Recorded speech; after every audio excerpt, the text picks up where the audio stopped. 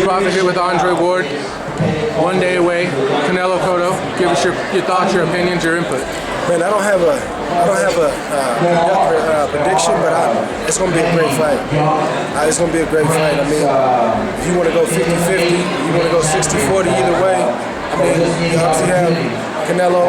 He's got youth on the side. He has a lot of fights, but he doesn't have the experience in big fights that Miguel Cotto has. Miguel Cotto has his country, Puerto Rico, on his back, plus his legacy that he's trying to finalize and seal out. And both guys got a lot to gain and a lot to lose, man. This fight is going to be a great fight. And whoever shows up tomorrow night, that's going to be the man that walks away with his hand raised. I wanted to jump in to you and Triple G. I know you've steered away from that of recent, but in September you were calling him Little G. Said he wouldn't take the fight, and you wanted to take the fight. What changed the direction from September till now? No, I don't know about September or none of that stuff. I just know he's still Little G. That's all I know. I don't know about him next changing or him changing his mind. I stopped keeping track, man. Once you make it clear you don't want to fight, boxing's not that hard, guys. To all the fans out there, the networks want these kind of big fights. Of course, the fans want them. If two fighters want them, that fight will get made. I believe in that. I worked with Chad Dawson when you fought him. I was videography. I watched you in 2011 and 2012 wipe that whole division out. Why do you think they want to say you need to?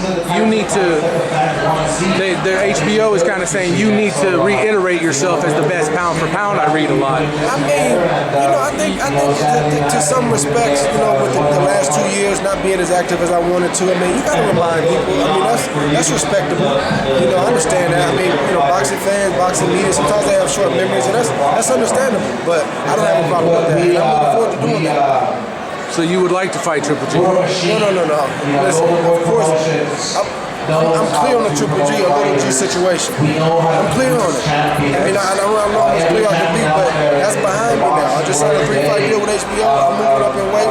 That's not even worth talking about. So I read today that you signed to fight Cavallo. I read today that you signed to fight Cavallo. Second fight, 2016. That fight has been made. Kathy Duva, God bless her, man. She's making these comments about, Ward finally said there's no fight. Like, this fight has been signed like months ago. About a month ago, this fight was signed. Everything signed, still delivered. So this fight has been done. So I don't know what she's talking about in terms of just doing it, but it's a 3-fight deal. Kovalev is going to be the 3rd fight on the deal.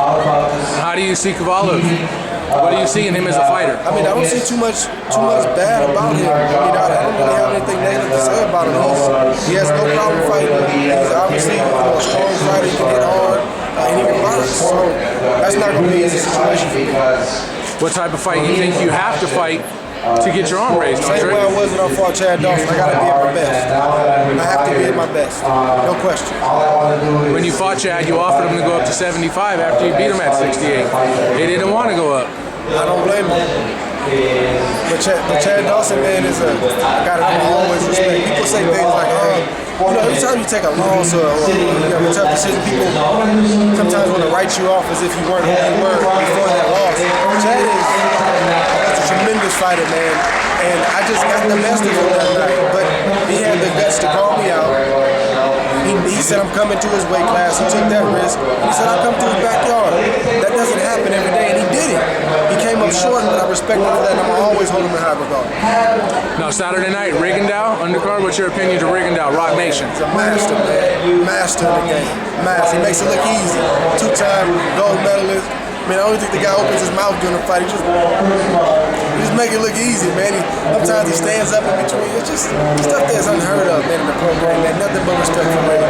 Santa Cruz, Mares, Lomachenko, none of them want to fight him right now. Is that what it is? It appears that way, Andre.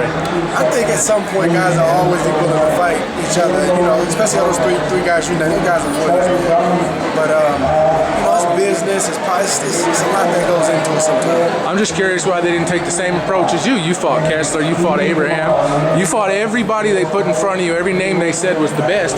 You wanted to beat them. I'm curious why these guys don't act the same way. We were in the tournament, so it was sink or swim for me, man. It was sink or swim. Thanks a lot for your time, Andre. Appreciate it, man.